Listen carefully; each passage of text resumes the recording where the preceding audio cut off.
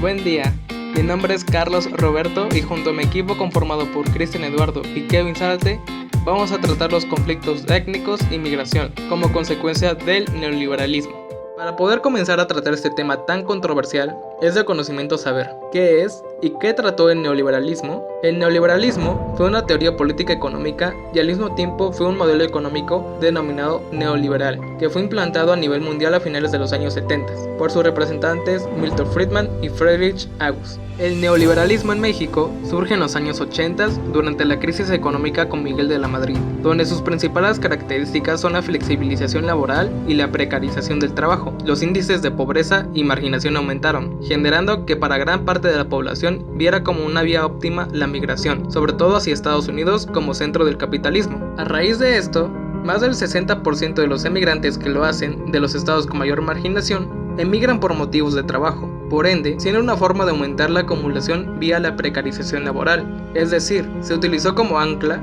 los bajos salarios y la eliminación de prestaciones laborales y seguridad social para incrementar las ganancias del empresariado nacional e internacional en México. Entonces, ¿por qué hubieron conflictos étnicos? Los conflictos se debieron a las reacciones violentas o de rechazo que tienen los estados-nación ante la migración ilegal e inclusive legal en algunas ocasiones, porque afectarían a un crecimiento de la población y el modelo económico del país, tendiendo a una recesión. Además, en los conflictos étnicos, los pueblos indígenas tenían como objetivo ser reconocidas entre los diferentes grupos sociales en la sociedad con los que conviven, teniendo los mismos derechos y siendo respetados. Por ello, hubieron múltiples movimientos en busca de respuestas. Este problema surgió debido a la discriminación social y al posicionamiento del sector privado. Hola, ¿qué tal? Mucho gusto.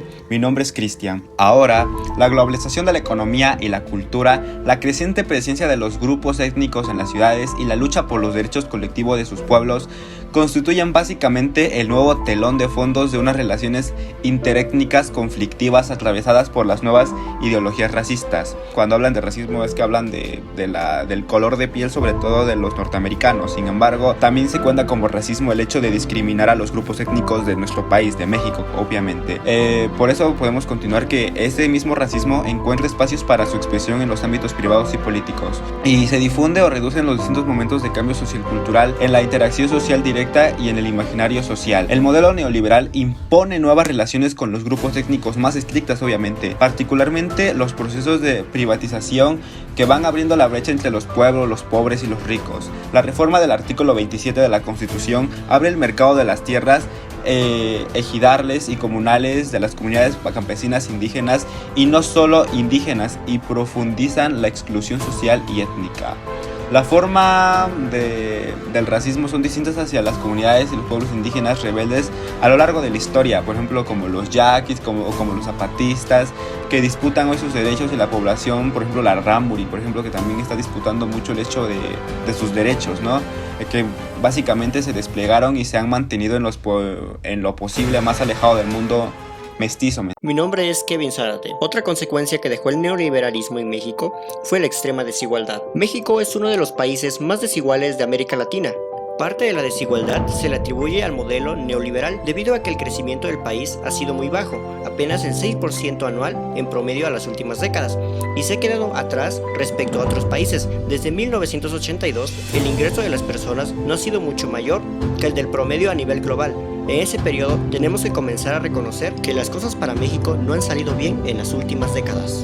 La economía en ese tiempo creció, pero la situación para muchos no siguió igual. En cambio, podemos ver que bancos y empresarios cada vez ganaban más.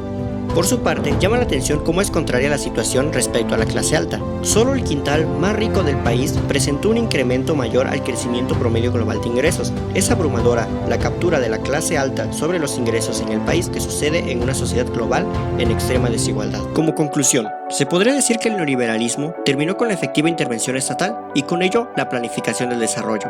Dejó a manos libres el comercio desigual y de las empresas privadas el futuro de millones de mexicanos que no se encontraron un buen porvenir. La migración, como consecuencia de la reinvención del capitalismo, fue un fenómeno que inició inmediatamente después de la primera aplicación de la política económica neoliberal. Ha ido en aumento, inclusive en estados donde la marginación de la población no es tan alta como en Ciudad de México. En todo caso, la crítica al neoliberalismo ha puesto en el centro de la preocupación social la posibilidad y la necesidad de crecer sin destruir el medio ambiente, así como romper con el círculo vicioso característico del capitalismo.